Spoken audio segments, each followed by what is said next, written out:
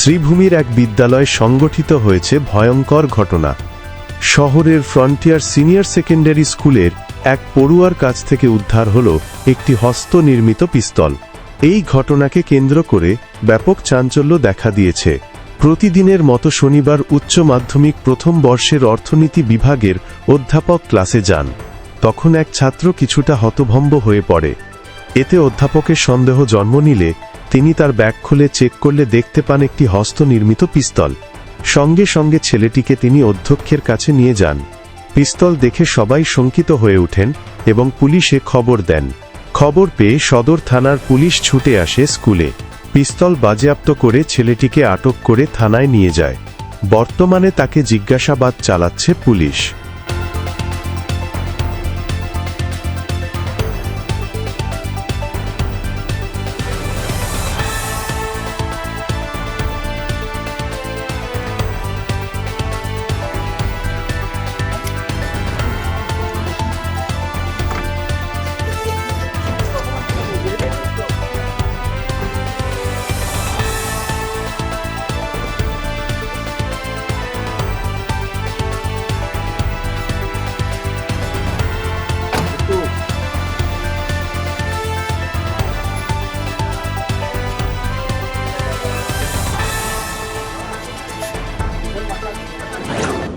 আমার যখন ফোর্থ পিরিয়ডে ইকোনমিক্স ক্লাস ছিল, তো ওই ক্লাসে যখন আমার ইকোনমিক্স টিচার ক্লাসে গেল, ওনার নাম সুশোভন দাস।